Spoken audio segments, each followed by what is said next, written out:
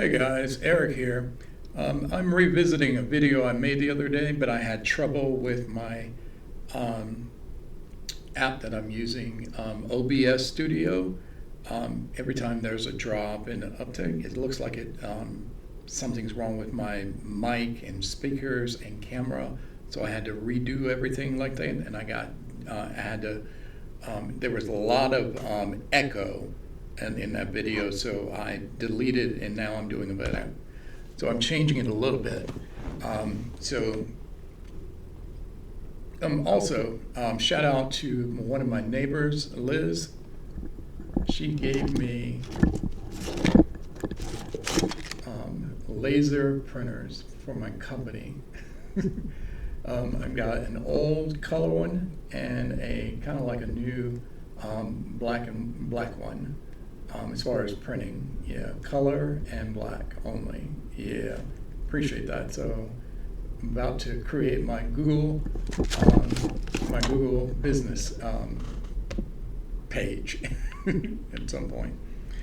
All right, so here's what we're going on. The reason I was doing this video is because of something that happened with Secretary of Health and Human Services, RFK Jr. Of course, y'all know he's an anti-vaccine person and all that kind of stuff, and he, particularly with the vaccine panel members, he fired all of them, including the HIV and all those things and everything. He fired them and then put his people on that panel. Because they are also kind of like QAnon conspiracy people. And now a new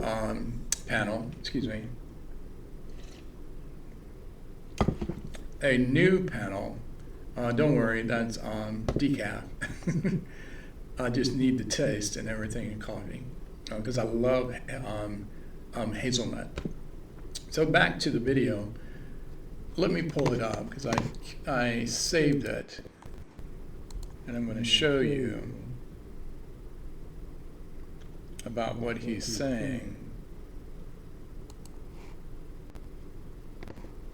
And this was done by NBC News last week, I believe. Yeah, July 25th. So let me show you this. So Kennedy considering firing members of a preventative services task force. That task force looks at what should be covered under insurance and what may not be under insurance. And he wants to fire them because he says they are, quote, too woke, unquote. So now he's using the word woke. Pete Hegseth was using the word woke.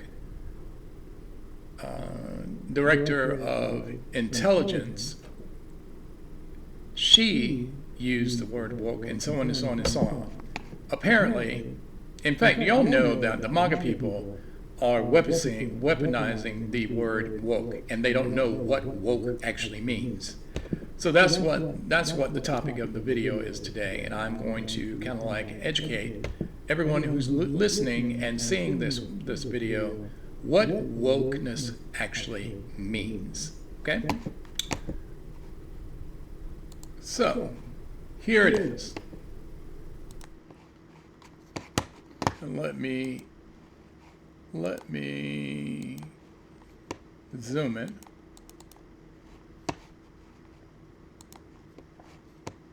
Or maybe, there we go.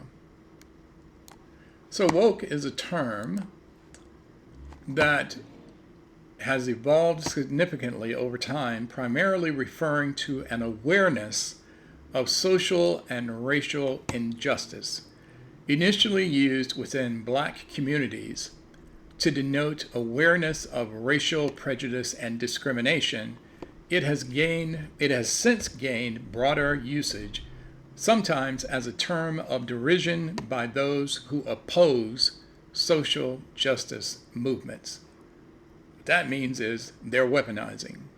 And here's a more detailed breakdown. In the origins, the term originates from African American vernacular English, AAVE, where, quote, stay woke, unquote, has been used since the 1930s. So this is not a new liberal word.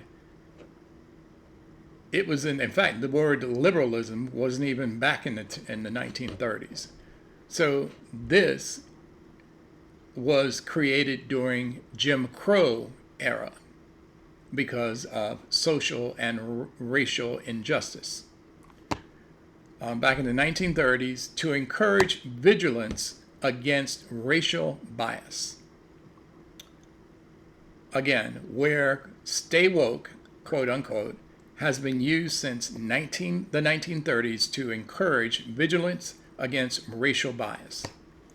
Its initial meaning, in its original context, woke, has been associated with a broader range of social justice issues, including gender equality, LGBTQ+ rights, and other forms of inequality. Political connotations. Woke has also become a politically charged term, particularly when the context of the Black Lives Matter movement and broader discussions about identity politics and social justice. The negative connotations. Some individuals and groups, particularly on the political side, on the political right, what that means is the MAGA people, have used woke as a derogatory term to criticize what they perceive as excessive political correctness or social justice activism. So, healthcare for trans people is wokeness. Research in UNCC system based on trans health, trans mental health, LGBTQ+ rights, in the military, what's the word I'm looking for? Generally speaking, you have to be clean-shaved in the military, but there are some exceptions because of skin disease, and particularly skin bumps. Most African American men get skin bumps when they shave, and so they had an exception. Well, Pete Hegseth said that's wokeness, and they have reversed that. And they also said they would also give them two options about laser cleaning of their face. I can tell you, I haven't done the laser thing on my skin, but I know people have done it, and they said it is painful. So again, apparently pain is not wokeness, but an exception is wokeness. So those are the examples of what wokeness is. And so when I learned about being woke, I understood that I was asleep on some things. And when I started looking, and I would say this, the first Trump presidency woke me up. It did, it woke me up. Also, y'all might hear some thunder, maybe some lightning while I'm recording because a storm is about to come through. A cold front is coming through Charlotte, and everybody is so giddy and happy about today being the last 90s day, and for the next 7 days, the temperature will be in the mid-80s, except Saturday.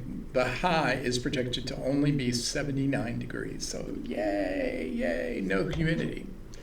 So back to the video. So I was asleep about trans people. I really was. I mean, I'm a gay man, but I was still asleep in about trans people and trans rights. I was asleep about drag drag issues and drag queens' rights. I was asleep on immigration. I was asleep on, particularly in my job, about why was I the only black male in HR.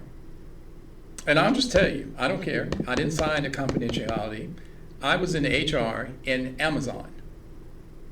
My building, one of the largest buildings, because we had almost 5,000 employees in that building, and I was on level 2 HR. And before I got the job, there were no black men in HR. None. There were 3 black women. One of them was actually the leader of HR was a straight white male. The second level meeting was an African American woman. And then the people below her were straight white women. And then below her, which was above me, were actually below them. And then above me, my designation, all of them were straight white men and 1 straight white woman. And then on my level, there was 1 Hispanic woman, 1 Hispanic male, and then the rest of them were cis straight white women. So that's a thing. The reason I'm talking about that is because I have an example with the job I had before that one. I worked at one of the largest employees in Kansas City, Missouri, before it was bought, DST Systems.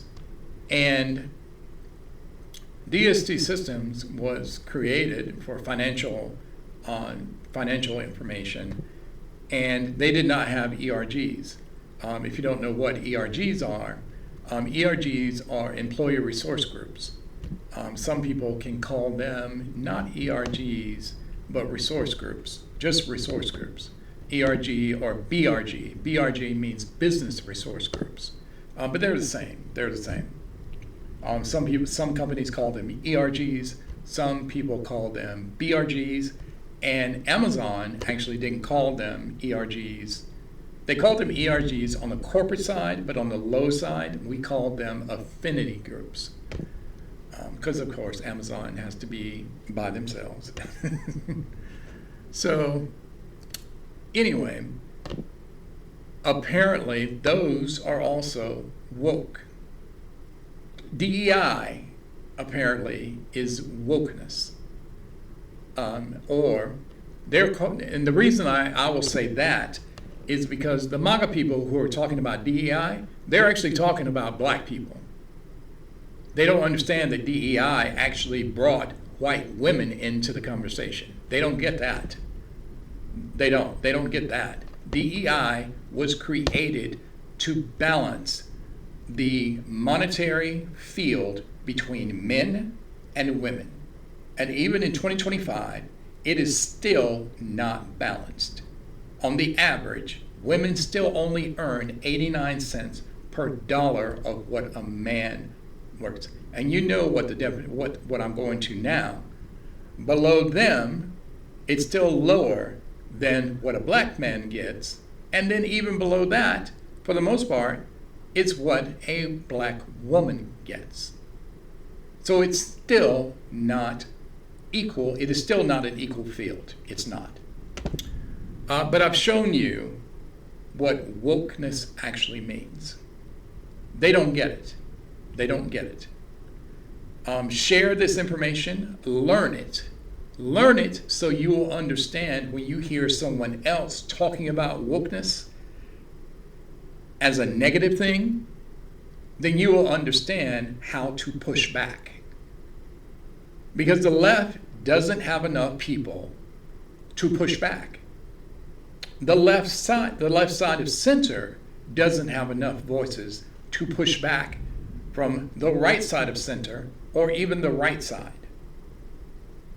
Our voices stopped after Biden became president. Did MAGA go away when Biden was president? No, they didn't. No, they didn't. So I will say this, and this is just my perspective. The left, as a whole, went back to sleep when Biden was president. Not everybody, but most of us, yeah, we were. We were just focusing on our lives, focusing on the bills, focusing on food and gas and children and all of that. But we were asleep on the issues. And that's why we're in the position that we're in. And so I'll wrap this video up to remind you we are in an election cycle, midterms. In the state of North Carolina, anybody from North Carolina who's listening to this video, at the beginning of the week, North Carolina General Assembly came back for a session, and they called that session the veto override session. They're trying to override 14 vetoes that Governor Josh Stein vetoed, the bills that he vetoed. On the Senate side, there's no way that the Democrats can stop that because the Senate, the majority of the Senate are Republicans, and they have enough numbers to stop the Democrats from doing anything. So they can override on their side. On the House, though, they lost seats. They can never afford to lose one Republican vote, and they have to have at least one Democrat vote to override a veto. Well, guess what? On 8 of them, they got at least one, and they got more. I did a video a couple of days about that because of the Mecklenburg County representatives, Carla Cunningham and Nassif Majid. Carla Cunningham about immigration, Carla Cunningham and Nassif Majid about Duke Power's rate increase, and Nassif Majid about trans rights. And there was a protest news conference yesterday or today, and Councilwoman Lawana Mayfield was interviewed, and she said she was saddened that Nassif Majid joined the Republicans to stop trans rights. What that means is there is a bill now that North Carolina only acknowledges male and female. That means they do not recognize trans citizens, they do not recognize non-binary citizens, and they do not recognize intersex citizens. And these 3 groups of people, they are people. They are live, breathing people. And the state of North Carolina does not recognize them. Think about that. Marinate that. Because that is also what they are saying is wokeness. Well, I will tell you this. Me, Eric, as long as I have breath in my body, I am not going back to sleep. I am always going to be woke. Do you hear me, RFK Jr.?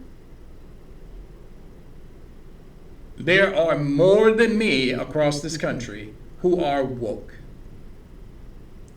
I am woke to make sure that Roy Cooper becomes the next senator of North Carolina.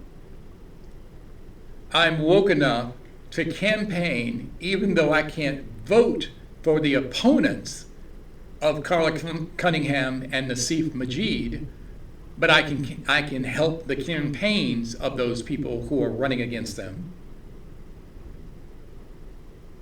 I can help the campaigns for imposters, Democratic imposters, who are really not supporting the people. Because the Democratic Party was supposed to always be the People's Party, particularly African Americans or any group who were disenfranchised. Not so much anymore. Not so much. They've been too quiet, too silent on things, unless there was a press conference.